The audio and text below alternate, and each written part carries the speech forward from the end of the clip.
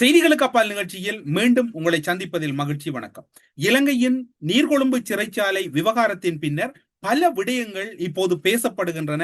பல விடயங்கள், மறைக்கப்பட்ட உண்மைகள் எல்லாம் வெளிவந்து கொண்டிருக்கின்றன. அந்த வகையில் இலங்கையில் நாசகார வேலைகள், போதைப்பொருள் கடத்தல் மற்றும் பாதாள உலக குழுக்களின் முக்கியஸ்தர்கள் பலர் ஐரோப்பிய நாடுகளில் தஞ்சமடைந்திருப்பதாக கூறப்படுகிறது. தமிழ் மக்கள் மிக நிதானமாகவும் மிகவும் கண்ணியத்தோடும் மிக அவதானத்துடன் நடந்து கொள்ள வேண்டிய ஒரு முக்கிய காலகட்டத்தில் இருப்பது மட்டும் இப்போது திட்ட தெளிவாக வெளிப்பட்டு நிற்கின்றது. அது காலத்தின் கட்டாயமாகவும் மாறி இருக்கின்றது. ஒழுங்குபடுத்தப்பட்ட குற்றவாளியான சலிது குணரத்ன அல்லது இவருடைய பேர் குடு சலிது என்று கூறப்படக்கூடிய ஒருவர், அவருடைய புனைப்பெயர், இப்போது அங்கு வைக்கக்கூடிய பெயர்கள் எல்லாம் புனைப்பெயரில் தான் இயங்கப்படுகிறது. இலங்கையிலிருந்து தப்பிச் சென்ற அவர் தற்போது வெளிநாடு ஒன்றில் பதுங்கி இருப்பதாக கூறப்பட்டாலும் புலனாய்வுத்துறை தகவலின் அடிப்படையில் அவர் இப்போது பிரான்சில் பதுங்கி இருப்பதாக கூறப்படுகிறது. ஒழுங்குபடுத்தப்பட்ட குற்றவாளியான சலிது போலி கடவுச்சீட்டை பயன்படுத்தி இலங்கையிலிருந்து பிரான்சுக்கு தப்பிச் சென்றுள்ளார். இலங்கையிலிருந்து தப்பிச் செல்வதற்காக அவர் இலங்கை காவல்துறை விசா என்ற பெயரில் லஞ்சம் கொடுத்துள்ளார். இலங்கையிலிருந்து தப்பிச் செல்வதற்காக இவர் இலங்கை காவல்துறையினருக்கு பல மில்லியன் பணத்தை லஞ்சமாக கொடுத்துள்ளார் என்றும், குறிப்பிட்ட குற்றவாளியின் பெயர்களை பொய்யாக கூறி குற்றச்செயல்களில் ஈடுபட்டும் சதித்திட்டத்தில் அவர் இலங்கையிலும் ஈடுபட்டார். இலங்கையிலிருந்து வெளியேறுகின்ற போதும் அவர் ஒரு போலியான கடவுச்சீட்டிலே வெளியேறி இருக்கின்றார். அது மட்டுமல்லாது அவரை காப்பாற்றுகின்ற போர்வையில் அல்லது அவருக்கான உதவிகளை செய்வதில் ஒரு முன்னாள் ஜனாதிபதியின் மகன் கூடவே இருந்திருக்கின்றார். இந்த குறித்த நபர், குறிப்பாக குடு சலிது அல்லது சலிது என்கக்கூடிய நபரை நீங்கள் பிரான்சில் எங்காவது கண்டால் பிரான்ஸ் தூதரகத்திலோ அல்லது பிரான்சில் இருக்கக்கூடிய அவர்களுடைய முக்கியமான குடிவரவு குடியகல்வு அலுவலகத்திலோ, அதற்கு முப்பால் பிரான்சில் இருக்கக்கூடிய இலங்கை தூதரகத்திலோ குறித்த நபர் தொடர்பான தகவல்களை அவர்களுடைய நிலைய தொலைபேசி இலக்கத்தினூடாக தெரியப்படுத்துமாறும் ஒரு வேண்டுகோள் ஒன்று விடுக்கப்பட்டிருக்கின்றது. இவ்வாறான சூழ்நிலையில் அவர் பெரும் ஆபத்தான நபர். இவர் ஒரு முன்னாள் ஜனாதிபதியின் மகனின் உதவியுடன் தான் சென்றிருக்கின்றார். இந்த நீர்கொழும்பு சிறை சம்பவம் என்பது எல்லோரும் கூறுவது போன்று அது உள்ளுக்குள் ஏற்பட்ட இரண்டு குழுக்களுக்கு இடையில் ஏற்பட்ட மோதல் அல்ல, அல்லது இரண்டு குழுக்களுக்கு இடையில் போதைப் பொருள் கைமாறலில் ஏற்பட்ட ஒரு பிளவு அல்ல, அல்லது இரண்டு குழுக்கள் தங்களுக்குள் வாய்த்தக்கத்தின் வெளிப்பாடாக ஏற்பட்ட மோதல் அல்ல. இது அதுவும் ஒரு காரணமாக இருந்தாலும் அதற்கு அப்பால் இலங்கையில் இடம்பெறப் போகின்ற அல்லது இலங்கையிலே எல்லோரும் எதிர்பார்த்திருக்கின்ற கைதுகளை தடுப்பதற்கான அல்லது கைதுகளுக்கு எதிரான வகையில் திசை திருப்புவதற்கான ஒரு சிறை உடைப்பு போராட்டம் என்றுதான் அதனை எல்லோரும் கூறுகிறார்கள். இப்போது பலரும் அது தொடர்பான ஆதரவு எதிர் நிலைப்பாடுகளை கூறி வந்தாலும் அந்த சிறை உடைப்பு போராட்டம் என்பது ஒரு திட்டமிட்ட சதி நடவடிக்கை என்றுதான் கூறப்படுகிறது. அதன் பின்னணியில் பல முக்கிய அரசியல் பிரபலங்கள் இருப்பதாகவும் கூறப்படுகிறது. இந்த விடயத்தை கேட்கின்ற போது சற்று உங்களுக்கு களைப்பாக இருக்கலாம் அல்லது சலைப்பாக இருக்கலாம். ஆனால் இதில் சிக்கி இருக்கக்கூடிய மூன்று முக்கிய பிரபலங்கள் தொடர்பான தகவல்களும் அதனோடு தொடர்பான பலர் தொடர்பான குற்றச்சாட்டுகளும் தான் இப்போது வெளியாகி இருக்கிறது. நாட்டின் பிரபல ஒழுங்குபடுத்தப்பட்ட போதைப் பொருள் குற்றவாளியும் இலங்கையில் தேடப்பட்டு வந்த ஒரு குற்றவாளியும் தான் நதுன் சிந்திக்க விக்ரமரட்ன என்ற ஹரக்கட்டா என்றுதான் அவரை எல்லோரும் கூறுவார்கள். முன்னாள் நீதியமைச்சர் விஜயதாச ராஜபக்ச மற்றும் முன்னாள் பாதுகாப்பு அமைச்சின் செயலாளர் மேஜர் ஜெனரல் கமால் குணரட்ன ஆகியோரால் 320 மில்லியன் லஞ்சம் பெறுவதற்காக திரைமறைவில் திட்டத்தை புலனாய்வுத்துறை திணைக்களகத்தின் சிஐடி அறிக்கை ஒன்று வெளிப்படுத்தி இருக்கின்றது. 320 மில்லியன் ரூபாய் விவகாரத்தில் விஜயதாச ராஜபக்ச மற்றும் கமால் குணரட்ன மீது ஒரு அறிக்கை ஒன்று குற்றத்தடுப்பு புலனாய்வு பிரிவினருக்குள் உலாவிக் கொண்டிருக்கின்றது, அல்லது அந்த அறிக்கை ஒன்று வெளிவந்திருப்பதாகத்தான் இப்போது கொழும்பு தகவல்கள் கூறுகின்றன. இந்த மாபெரும் லஞ்ச பரிவர்த்தனையின் விவரங்கள் குற்றத்தடுப்பு புலனாய்வு பிரிவின் திணைக்களகத்துக்கு சொந்தமான 12 பக்கங்கள் கொண்ட அதிரகசிய அறிக்கையில் இடம்பெற்றுள்ளன. மிகவும் ரகசியமான அறிக்கை. நீங்கள் கேட்கலாம் அல்லது நீங்கள் சிந்திக்கலாம், இரகசிய அறிக்கை உங்களுக்கு எப்படி கிடைத்தது என்று. புலனாய்வு தகவல்களை பெறுவதற்காக ஊடகவியலாளர்கள் சில விடயங்களை கையாளுகின்ற போது அந்த வகையில் தான் இவை எமது தகவல் திரட்டில் கிடைக்கப்பெற்றிருக்கின்றது. குற்றத்தடுப்பு புலனாய்வு பிரிவின் குற்ற புலனாய்வு திணைக்களகத்தின் பொறுப்புகள் அல்லது அந்த பிரிவின் புகார்களை அவதானிக்கக்கூடிய முதன்மை ஆய்வாளர் துசித்த கஹல்லவால் தயாரிக்கப்பட்ட அறிக்கையில் தான் இந்த விடயம் சுட்டிக்காட்டப்பட்டிருக்கின்றது. இதில் காலகட்டம் ஆகஸ்ட் 2023 என்று பதிவு செய்யப்பட்டாலும் குறிப்பிட்ட தேதியில் எதுவும் குறிப்பிடப்படவில்லை என்பது குறிப்பிடத்தக்கதாக இருக்கின்றது. இந்த ரகசிய அறிக்கை அக்காலத்தில் குற்றத்தடுப்பு புலனாய்வு பிரிவின் இயக்குநராக இருந்த சிரேஷ்ட போலீஸ் கண்காணிப்பாளர் கவிந்த பியசேனவால் தயாரிக்கப்பட்டிருக்கின்றது. குற்றப்புலனாய்வு திணைக்களகத்தின் பொறுப்பாளராக இருந்த போலீஸ் மா அதிபர் பிரசாந்த் ரணசிங்க ஆகியோரிடம் இது சமர்ப்பிக்கப்பட்டிருக்கிறது. நாட்டின் சட்டப்படி ஒரு சந்தேக நபருக்கு எதிராக குற்றச்சாட்டுக்கள் பதிவு செய்து அவரை நீதிமன்றத்தில் ஆஜர்படுத்துவதற்கு பதிலாக நாட்டின் பல உயர்மட்ட நீதித்துறை மற்றும் புலனாய்வுத்துறையின் சிரேஷ்ட அதிகாரிகளும் கூட்டுச்சதி செய்து சட்ட நிவாரணம் வழங்குவதற்காக, அதாவது ஹரக்கட்டாவுக்கு சட்ட நிவாரணம் வழங்கி உங்களை விடுதலை செய்கிறோம், கைது செய்கிறோம், ஆனாலும் கூட சட்ட ரீதியாக நீங்கள் குற்றச்சாட்டுகளோடு தொடர்பட்டிருப்பதனால் நீங்கள் கைது செய்யப்பட்டால் உங்களுடைய குற்றங்களிலிருந்து நீங்கள் விடுதலையாகி நீங்கள் ஒரு தூயவராக வெளிச்செல்லலாம் என்பது, அதாவது தூய்மையாக்கல், கருப்பு பணத்தை வெள்ளையாக்குவது போன்று தூய்மையாக்குவதற்காக 320 மில்லியன் ரூபாய் லஞ்சமாக பெற்றுள்ளனர் என்றுதான் அந்த ரகசிய அறிக்கையில் இருக்கிறது. சந்தேக நபரான ஹரக்கட்டா 2023 மார்ச் அன்று நாட்டிற்கு கொண்டு வரப்பட்ட பின்னர் விசாரணைகளுக்காக குற்றத்தடுப்பு புலனாய்வு பிரிவினர் காவலில் வைத்து பல விசாரணைகளை மேற்கொண்டு வருகின்றார்கள். அப்போதைய ஜனாதிபதி ரணில் விக்ரமசிங்கவால் கையொப்பமிடப்பட்ட முதல் தடுப்பு காவல் ஆணை 2023 மார்ச் 15 அன்று பெறப்படுகிறது. பயங்கரவாத தடுப்பு சட்டமே இதற்கு அடிப்படை காரணம் என்று கூறப்படுகிறது. என்ன விடயம் நடந்தாலும் உடனடியாக அதில் ஒரு பிற்குறிப்பை இணைத்து விடுவார்கள்.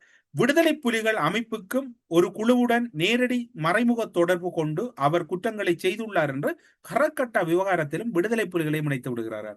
விடுதலை புலிகளுக்கு ஹரக்கட்டாவையும் தெரியாது, ஹரக்கட்டாவுக்கு விடுதலை புலியையும் தெரிந்திருக்க வாய்ப்பில்லை. 2009 ஆண்டோடு விடுதலை புலிகளின் செயற்பாடு இலங்கை தீவில் இல்லை என்பது அரச புலனாய்வுத்துறையின் தகவலாக இருக்கிறது. இருப்பினும் ஆகஸ்ட் 2023 தயாரிக்கப்பட்ட 12 பக்க அதி ரகசிய போலீஸ் அறிக்கையின் அத்தியாயம் 10 முற்றிலும் மாறுபட்ட மற்றும் வியப்பூட்டும் ஒரு உண்மை குறிப்பிடப்பட்டிருக்கின்றது. குற்றத்தடுப்பு புலனாய்வு திணைக்களகத்தின் பொது புகார் பிரிவின் பொறுப்பதிகாரியாக இருந்த துஷித்த ஹகவல்லவால், குற்றப்புலனாய்வு திணைக்களகத்தின் பொது புகார் பிரிவின் பொறுப்பதிகாரியான துஷித்தவால் இந்த அறிக்கை குற்றப்புலனாய்வு திணைக்களகத்தின் பணிப்பாளர் மற்றும் போலீஸ் பிரதி பொறுப்பாளர் நாயகம் ஆகியோருக்கு அனுப்பப்பட்ட அறிக்கையின் அத்தியாயம் 10, அதாவது அந்த அறிக்கை தயாரிக்கப்படுகிறது. அதில் அத்தியாயம் 10 தான் முக்கியமான ரகசியங்கள் பொதிந்திருக்கின்றன. திருத்தப்பட்ட பயங்கரவாத தடுப்பு சட்டத்தின் கீழ் தடுப்பு காவல் உத்தரவுகள் பெறப்பட்டு நவன் சிந்திக்க விக்ரமரட்ன என்ற ஹரக்கட்டாவுக்கு எதிராக விசாரணைகள் நடத்தப்பட்ட போதிலும் அவர் எந்த விடுதலை புலிகள் அல்லது பயங்கரவாத செயற்பாடுகளில் ஈடுபட்டதற்கான எந்த ஆதாரங்களோ அல்லது உண்மைகளோ இல்லை என்பது அந்த அறிக்கையிலே திட்டத்தெளிவாக கூறப்படுகிறது. அவர் பயங்கரவாத செயற்பாடுகள், எந்த ஒரு பயங்கரவாத செயற்பாடுகளில் ஈடுபடவில்லை என்றும் அவருக்கு எந்த உதவியோ தூண்டுதலோ அல்லது மறைமுக தொடர்புகளோ வழங்கவில்லை என்றும் குற்றத்தடுப்பு புலனாய்வுத்துறை CID விசாரணை அறிக்கை உறுதிப்படுத்தி இருக்கின்றது. அவர் பயங்கரவாத தடுப்பு சட்டத்தின் கீழ் தொடர்ந்து தடுப்பு காவலில் வைக்கப்பட்டிருக்கின்றார். முன்னாள் நீதியமைச்சர் விஜயதாச ராஜபக்சவும் அவரது குழுவினரும் துபாயில் 120 மில்லியன் ரூபாய் லஞ்சம் பெறுவதற்கான தேவையான பின்னணிகளை தயாரித்ததை தவிர வேறு எந்த காரணத்துக்காகவும் குற்றத்தடுப்பு புலனாய்வுத்துறை இவ்வாறு செயற்பட்டதாக தெரியவில்லை, அவ்வாறுதான் தெரிகிறது என்றும், சந்தேக நபர் செய்யாத குற்றத்துக்காக விடுதலை புலிகள் தொடர்பான குற்றச்சாட்டுகளுக்கு எதிராக அவரை அச்சுறுத்தி தனது தொடர்புகளை அவர் மீது திணித்து அவரை காப்பாற்றுவதற்காகவே இந்த மீட்பு பயண திட்டம் அல்லது பணப்பறிப்பு திட்டம் திட்டமிடப்பட்டதாக இப்போது அறிக்கைகளில் கிடைக்கப்பட்டிருக்கிறது. மேலும் விஜயதாச ராஜபக்ச, அவரது மகன் ரஹித ராஜபக்ச மற்றும் SJP கட்சியினுடைய ஹொரண தேர்தல் அமைப்பாளர் சரித் அபேசிங்க ஆகியோர் துபாய்க்கு சென்று ஹரக்கட்டாவை மீட்டு தருவதாக வாக்குறுதி அளித்து 120 மில்லியன் ரூபாய் லஞ்சம் பெற்றுள்ளனர். ஆனால் வாக்குறுதி அளித்தபடி சட்டபூர்வமான நிவாரணம் வழங்கவில்லை. 120 மில்லியனை நீங்கள் தாருங்கள், உங்களுக்கு நாங்கள் விடுதலை தருகிறோம் என்று இலங்கையிலே மிக மிக ஒரு ஆபத்தான ஹரக்கட்டாவிடம் 120 மில்லியன் பெறப்படுகிறது. எனவே மீண்டும் பணம் கேட்கப்பட்ட போது குற்றத்தடுப்பு புலனாய்வுத்துறை CID ரகசிய அறிக்கையின் உண்மைகளை புறந்தள்ளிவிட்டு 2023 செப்டம்பர் 10 அன்று பயங்கரவாத தடுப்பு சட்டத்தின் கீழ் ஹரக்கட்டாவை மேலும் 90 நாட்கள் தடுத்து வைப்பதற்கான நடவடிக்கைகள் மேற்கொள்ளப்படுகிறது. அதன் பிறகு அப்போதைய ஜனாதிபதி ரணில் விக்ரமசிங்கவின் கையெழுத்துடன் தடுப்பு காவல் உத்தரவு மீண்டும் நீடிக்கப்படுகிறது. இவர்கள் கேட்கிறார்கள் 120 மில்லியனை ஒப்படையுங்கள், பிணையோடு விடுதலை செய்கிறோம் என்று. ஆனால் ரணில் மீண்டும் அவருக்கான தடுப்பு காவல் உத்தரவை வழங்குகின்றார். அவர் பயங்கரவாதத்தில் ஈடுபடவில்லை என்ற குற்றத்தடுப்பு புலனாய்வுத்துறையின் அறிக்கைகள் கூறினாலும் பிணைத்தொகை பெறுவதற்காக சந்தேக நபர்களை சுவரில் சாய்த்து அச்சுறுத்தும் நோக்கில் அவர் பயங்கரவாதத்தில் ஈடுபடவில்லை என்று குற்றத்தடுப்பு புலனாய்வுத்துறையின் அறிக்கைகள் கூறினாலும் பிணைத்தொகை பெறுவதற்காக சந்தேக நபர்களை அவர் அச்சுறுத்தும் நோக்கில் அவர் வெளியில் இருந்து இதில் சம்பந்தப்பட்டிருப்பதாக கூறி தடுப்பு காவல் உத்தரவுகள் பொய்யாக நீடிக்கப்பட்டன. தடுப்பு காவல் உத்தரவுகள் அதாவது பண செட்டில்மெண்ட் நடக்கவில்லை என்று நீடிக்கப்படுகிறது. சம்பந்தமில்லாத விடயங்கள். ஆனால் அவர் கைது செய்யப்பட வேண்டும். கைது செய்யப்பட்டு விட்டார். இப்போது அவரை விடுதலை செய்வதற்கும் அந்த பண புழக்கங்களுக்குள் இடைப்பட்ட ஒரு முருகல் நிலை இவர்களை மீண்டும் நீண்ட தூரத்துக்கு எடுத்துச் செல்லுகின்றது. அந்த தொடர்பு கொழும்பு பயங்கரவாத குற்றத்தடுப்பு புலனாய்வு பிரிவின் சிரேஷ்ட போலீஸ் கண்காணிப்பாளர் பிரசன்ன அல்விஸ் 2024 மார்ச் 11 அன்று புதிய அறிக்கைகளை தயாரித்தால் முந்தைய அறிக்கைகளுக்கு முற்றிலும் முரணாக அந்த அறிக்கை அவர் விடுதலை புலிகள் அமைப்பின் உறுப்பினர்கள் மற்றும் வெளிநாடுகளில் உள்ள பயங்கரவாத குழுக்களுடன் நேரடியாக தொடர்புடையவர். அதாவது பண செட்டில்மெண்ட் இடம்பெறவில்லை, அறிக்கைகள் கூடுகிறது. அதாவது 120 மில்லியனில் அவர்கள் 100 மில்லியனை கூட ஒழுங்காக செட்டில்மெண்ட் செய்ததனால் அதில் ஏற்பட்ட அவர்களுக்கு இடையில் ஏற்பட்ட தகராறு தான் இதனை நீடித்ததாக கூறப்படுகிறது. அதன்படி ரணில் விக்ரமசிங்கவுக்கு பதிலாக பாதுகாப்பு அமைச்சின் செயலாளராக பொறுப்பில் இருந்த கமால் குன்னரட்ன இந்த புதிய தடுப்பு காவல் உத்தரவுகளை பிறப்பிக்கின்றார் அல்லது அதற்கான உத்தரவுகளை பிறப்பிக்கின்றார். குறிப்பாக அவரை தடுப்பு காவலில் வைத்திருப்பதன் முதன்மை நோக்கம் பல்வேறுபட்ட விடயங்கள் பேசப்படுகின்றன. கமால் குணரட்னவரிடமிருந்து மேலும் 200 மில்லியன் ரூபாவை லஞ்சமாக பெறுவதே ஆகும். இந்த தடுப்பு காவல் உத்தரவு நீடிக்க போகிறோம், உம்மை தொடர்ந்து கைது செய்ய போகிறோம் என்ற ஒரு மிரட்டல் போகிறது. அதன்படி முன்னாள் நீதியமைச்சர் விஜயதாச ராஜபக்சவுக்கும் அவரது குழுவினருக்கும் முதலில் 120 மில்லியன் பெற்றுக்கொண்டு பின்னர் அவரை பாதுகாப்பு அமைச்சின் செயலாளராக நியமித்ததன் பின்னர் மேலும் 200 மில்லியன் முதல் விஜயதாச ராஜபக்ச எஸ்ஏபியினுடைய தேசிய அமைப்பாளருடாக 120 மில்லியன் பெறப்பட்டதாகவும் பின்னர் இன்னும் இந்த விடுதலை அல்லது பிணை துரிதப்படுத்த வேண்டுமாக இருந்தால் 200 மில்லியன் வேண்டும், அது பாதுகாப்பு அமைச்சின் செயலாளருக்கு கொடுக்க வேண்டும் என்று கூறப்படுகிறது. அதன்படி முரண்பாடான மற்றும் பொய்யான அறிக்கைகளை தயாரித்து மிரட்டி பணம் பெறுவதற்கான சூழ்நிலை ஒன்று அங்கு உருவாகின்றது. குற்றத்தடுப்பு புலனாய்வுத்துறை மற்றும் கமால் குணரட்ன ஆகிய கூட்டுச்சதி செய்தனர் என்பது அப்பட்டமாக இப்போது அம்பலமாகி நிற்கிறது. இந்த சம்பவம் குறித்து லஞ்ச ஊழல் ஆணைக்குழுவும் குற்றத்தடுப்பு புலனாய்வுத்துறையும் தற்போது தனித்தனியாக விசாரணைகளை நடத்தி வருகிறது. ஏனென்றால் ஹரக்கட்டா ஒரு விவகாரம், லஞ்ச ஊழல் ஒரு விவகாரம், குற்றத்தடுப்பு புலனாய்வு பிரிவு கிட்டத்தட்ட 3-4 துறைகள் இதற்குள் தொடர்புபடுகின்றன. இந்த முரண்பாடான அறிக்கைகள் நீதிமன்றத்தின் கவனத்திலும் நீதிபதிகள் கடுமையான கேள்விகளை எழுப்பியிருக்கிறார்கள். இந்த போதைப் பொருள் கடத்தல்காரர்கள் எல்லாம் உலகிலே ஒரு பெரும் கோடீஸ்வரர்கள். மேலும் 2023 மார்ச் 1 அன்று ஹரக்கட்டா கைது தொடர்பான கூடுதல் தகவல்கள் வெளிப்படுத்தப்படுகின்றன. அவர் தனி விமானம் ஒன்றிலே அவர் வெளியேறுவதற்கான முயற்சிகள் மேற்கொள்ளப்பட்ட போதுதான் அவர் கைதுகள் இடம்பெற்றதாக கூறப்படுகிறது. ஹரக்கட்டாவுக்கு இந்த தனியார் விமானத்தை வழங்கிய இடைத்தரகர் துபாயில் வசிக்கும் ஒரு முக்கிய புள்ளி என்றே கூறப்படுகிறது. அவருடைய பேர் இந்த இடத்திலே தவித்துக் கொள்ளப்படுகிறது. அவர் இலங்கை தொடர்பு என்று கூறப்படுகிறது. விஜயதாச ராஜபக்ச, ரஜித ராஜபக்ச மற்றும் சரித் அபேசிங்க ஆகியோர் துபாய்க்கு சென்று அங்கு குறித்த நபரின் வீட்டில் அந்த இவருக்கான தனியார் விமானத்தை வழங்கிய குறித்த நபரின் வீட்டில் தான் 120 மில்லியன் ரூபாய் பண பரிமாற்றல் இடம்பெற்றதாக கூறப்படுகிறது. அதன் பின்னர் குறித்த தகவல்கள் குற்றத்தடுப்பு புலனாய்வு திணைக்களத்தின் வசம் ரகசிய அறிக்கை 1335 2025 E13 அத்தியாயம் 7 சேர்க்கப்பட்டுள்ளன. இந்த அறிக்கையின்படி ஹர்பி முக்கிய பிரமுகர்களுடன் படுகொலை, ஆட்கடத்தல் மற்றும் வெடிபொருள் கடத்தல் ஆகிய பல்வேறுபட்ட நாசகார வேலைகளிலும் ஈடுபட்டதாகவும் புலிகள் அமைப்பின் பயங்கரவாத வலையமைப்புடன் நேரடி தொடர்பு கொண்டிருந்ததாகவும் அடையாளம் காணப்பட்டுள்ளார் என்று கூறப்படுகிறது. இது முன்னர் தயாரித்த அறிக்கை. மேலும் குற்றத்தடுப்பு புலனாய்வு திணைக்களத்தின் அறிக்கையின் அத்தியாயம் 7 ஹார்பி என்ற சந்தேக நபர் விடுதலை புலிகள் அமைப்புக்கு தொடர்புகளை கொண்டிருந்ததாகவும் முக்கிய பிரமுகர்களின் படுகொலைகள், ஆயுத கடத்தல், வெடிபொருள் கடத்தலில் ஈடுபடுவதாகவும் பொதுவாக கூறப்பட்டிருந்தாலும் அந்த தெளிவான அறிக்கைகள் எதுவும் சேர்க்கப்படவில்லை. இருப்பினும் ஹேரத் முதியன்சலாகவின் உத்தரவின்படி இந்த செயற்பாடுகள் இடம்பெற்றதாக கூறப்படுகிறது. ஹர்பி முதலில் 2008 ஆகஸ்ட் 21 கைது செய்யப்பட்டு பயங்கரவாத தடுப்பு சட்டத்தின் கீழ் DMP 48/2009 என்ற தடுப்பு காவல் எண்ணின் கீழ் தடுத்து வைக்கப்பட்டார். இலங்கை இராணுவத்தின் சட்டபூர்வமான கைது என்ற போர்வையில் தொழிலதிபரை கடத்தி அவரிடமிருந்து ஏறக்குறைய 80 லட்சம் பலவந்தமாக பெற்றார் என்பது அவர் மீது உண்மையான குற்றச்சாட்டாக இப்போது முன்மொழியப்பட்டிருக்கின்றது. அந்த குறித்த நபர் மீது இந்த வழக்கு பதிவு செய்யப்பட்டிருக்கிறது. கொழும்பு நீதவான் நீதிமன்றத்தில் B79/21 009 இன் கீழ் உண்மையான வழக்குகள் பதிவு செய்யப்பட்டுள்ளன. சட்டம் அதிபர் நீர்கொழும்பு உயர் நீதிமன்றத்தின் HR 196/2011 கீழ் அவர் மீது குற்றப்பத்திரிகை தாக்கல் செய்துள்ளார். இவ்வழக்கை விசாரித்த நீர்கொழும்பு உயர் நீதிமன்றம் 28 ஜூன் 2012 அன்று ஷார்பியை குற்றவாளி என தீர்ப்பளித்தது. அதன்படி அவருக்கு ஓராண்டு கடுங்காவல் தண்டனை விதிக்கப்பட்டது. அது 10 ஆண்டுகள் நிறுத்தி வைக்கப்பட்டதுடன் ரூபாய் 5000 அவரிடம் அபராதம் விதிக்கப்படுகிறது. இதில் சிறப்பம்சம் என்னவென்றால், விஜயதாச ராஜபக்சவின் மகன் ரஜித ராஜபக்சவும் அவரது குழுவினரும் துபாய்க்கு சென்று அவரிடம் 1,00,000 மில்லியன்களை பெற்றிருப்பதாகத்தான் கூறப்படுகிறது. இலங்கை நீதிமன்றத்தால் குற்றவாளியாக கண்டறியப்பட்டு 10 ஆண்டுகள் ஒத்திவைக்கப்பட்ட சிறை தண்டனை விதிக்கப்பட்ட ஹர்பி என்பவரின் வீட்டில் கால்நடை மேய்ப்பவரை விடுவிப்பதற்காக வாக்குறுதி அளித்து அவரது மனைவியிடமிருந்து பல்வேறுபட்ட பணப்பரிவாற்றல்கள் இடம்பெற்றதாகவும் இப்போது விசாரணைகளில் தெரிய வந்திருக்கிறது.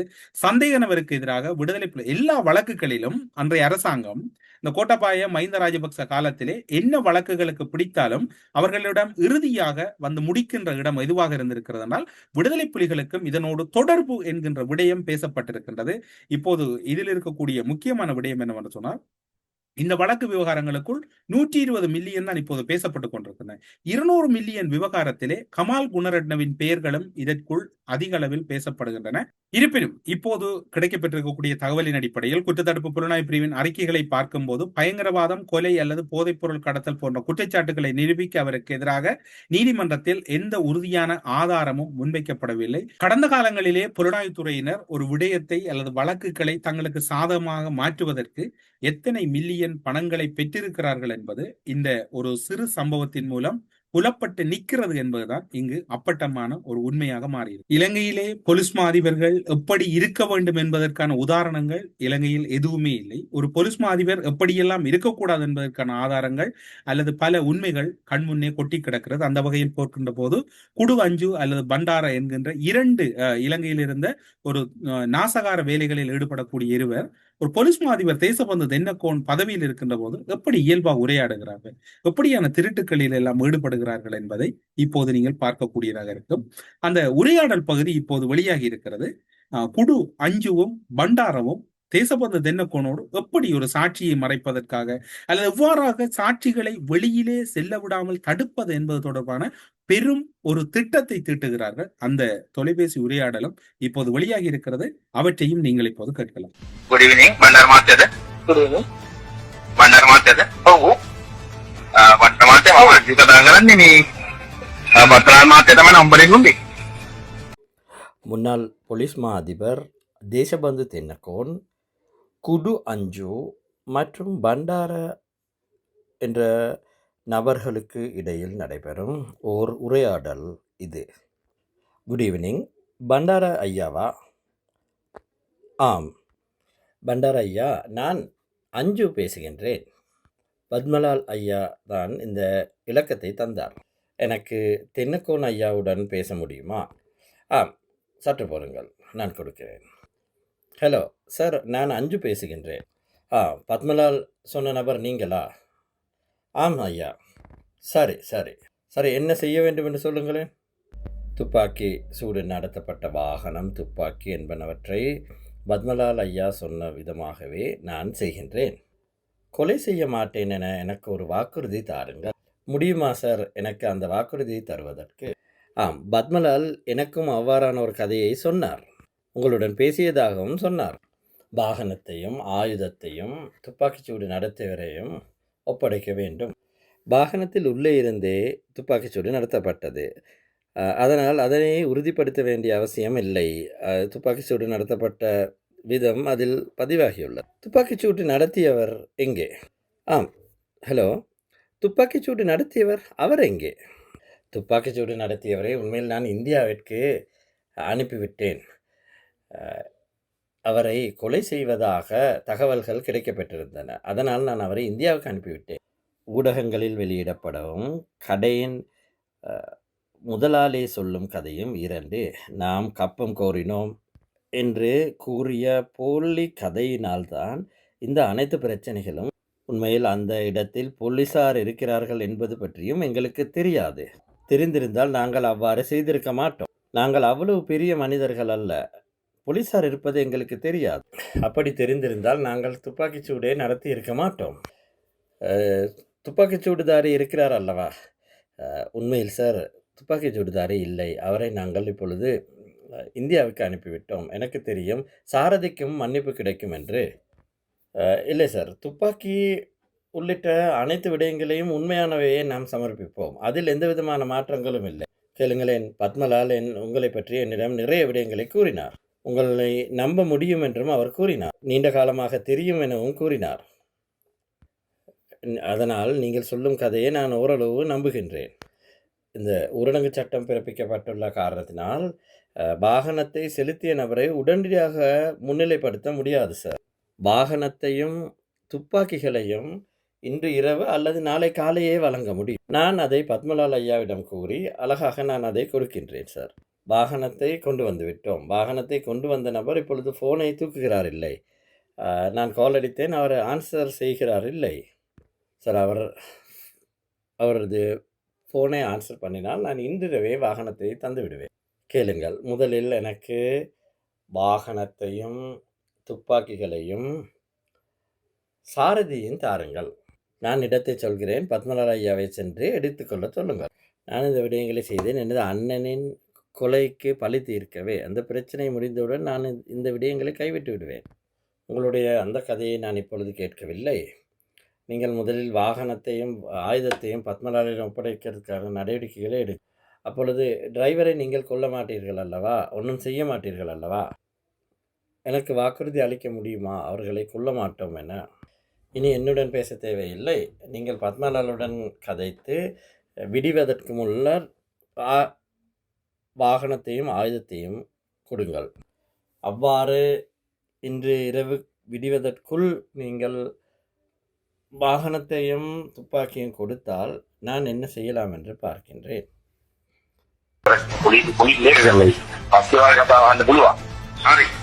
இப்போது கேட்டிருப்பீர்கள், இவற்றையெல்லாம் பார்க்கின்ற போது ஒரு முறை தலை சுற்றுகின்றது, அல்லது நாம் இவற்றை கண்களால் பார்க்கிறோமா அல்லது கற்பனையில் தான் பார்க்கிறோமா என்ற கேள்வி இருக்கின்றது. இலங்கையின் பாதுகாப்புத்துறை என்பது பயங்கரவாத நடவடிக்கைகளை ஒழிக்கிறோம் என்று ஒரு போராடிய ஒரு தமிழ் இனத்தை அழித்து கொண்டு தன்னுடைய பகுதிகளையும் அழித்த வரலாறு தான் இருக்கின்றது.